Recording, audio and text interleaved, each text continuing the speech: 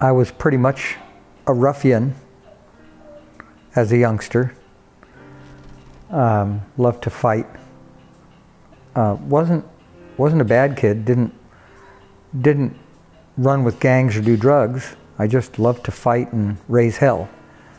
And I knew that a lot of these kids who had troubled upbringings, like I did, had a lot of street sense. And so I approached them in a way I felt they would understand most clearly. Merle Kraft wanted to rent space for a classroom and wanted me to be on the board of directors of this new organization which would teach underprivileged kids construction. But I said I'd really like to teach. I said I enjoy doing that. So I said if there's an open spot for me, please think of me. And that's how it all began. I got a phone call from Merle some weeks later saying, we've gotten a grant for funding and would you teach the class? And I said I'd love to. Everything I learned from the students. When a student gets something, their eyes get big. Their heart comes out through their eyes. It's amazing. Yeah, my recollection of Morris was in high school that he would throw his books down in the hallway, take his chest and jump up against some guy and say, "You want to fight?" And I thought, that's very strange. And I didn't understand it. But he was pretty angry, but not with me. He's a very loving, gentle man. He's not angry anymore. He really likes to connect with people at different levels than he did before. The anger's gone. He loved interfacing with his students. He would come home at night, his eyes would sparkle. And he said, you know, I know they grew up like I did. They were tough, had to fight their way for everything they got. He said, but I love working with these kids. And he just, you know, it became a really great joy for him to do that. And I loved for him being involved in it. I'm so proud of the volunteer work that he's done. And he's such a wonderful example for me and for so many others through his giving.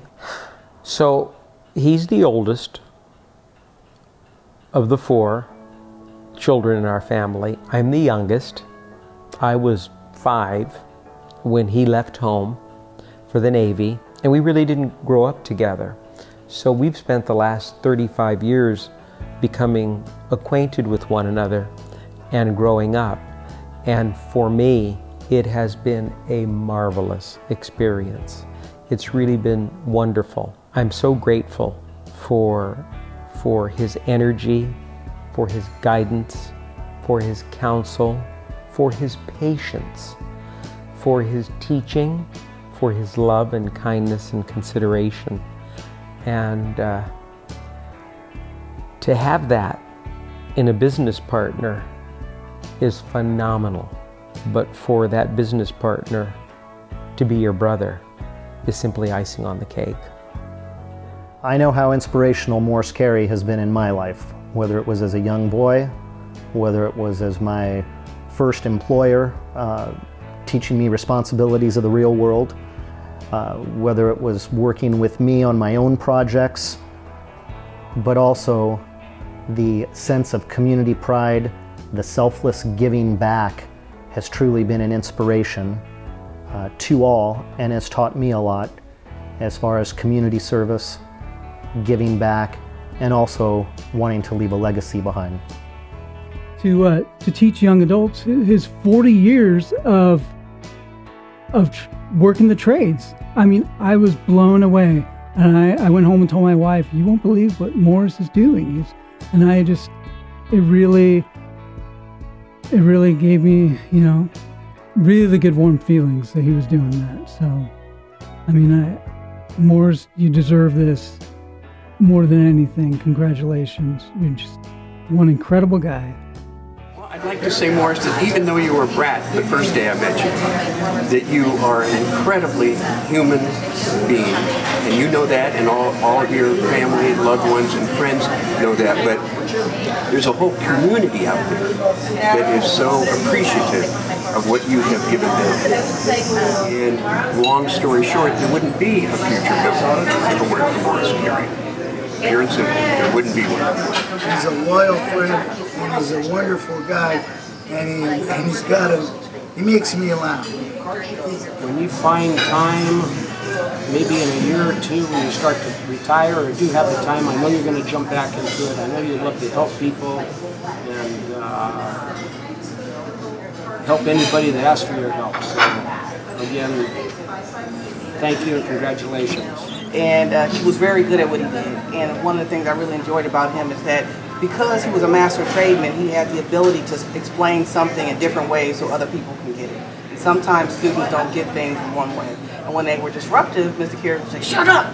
I told you to be still." And he would go right back to his casual demeanor to teach the course, and the class would go, "What just happened?" But we would all eventually fall back in. And then, again, I was new to Mr. Carey. Then when I got to know him better, I was like, "Yeah, get him, Mr. Carey. Get him, Mr. Carey." You did it. Nobody could have done it better. And I don't think I could say it any better than that. Nobody could have done it better. Is Hey Handsome.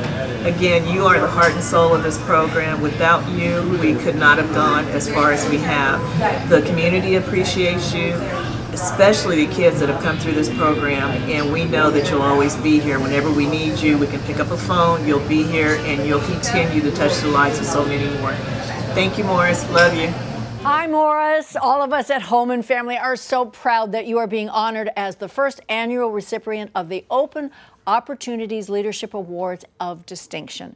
They couldn't have picked a more deserving person, and to share your love of building with young people dreaming of a career in construction is the greatest of all gifts. Your passion for teaching, along with your vision and dedication to the Future Build Apprenticeships training program, means so much to so many.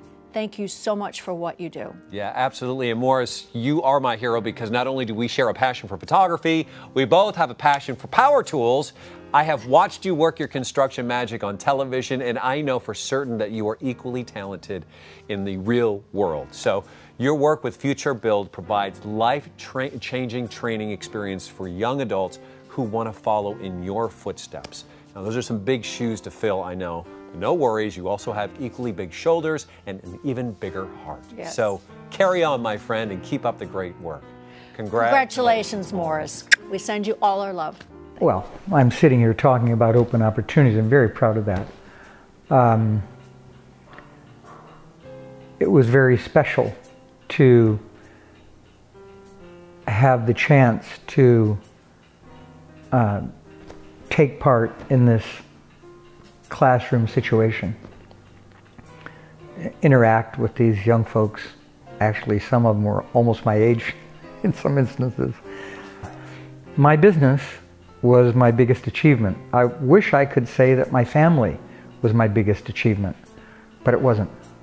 I was not as good a parent as I wanted to be, and maybe that's why open opportunities was so important to me. I wanted to be a better parent than I was. I wasn't. It was too late. The business was there, and so I raised a business. And that gave me one of the greatest satisfactions in my life.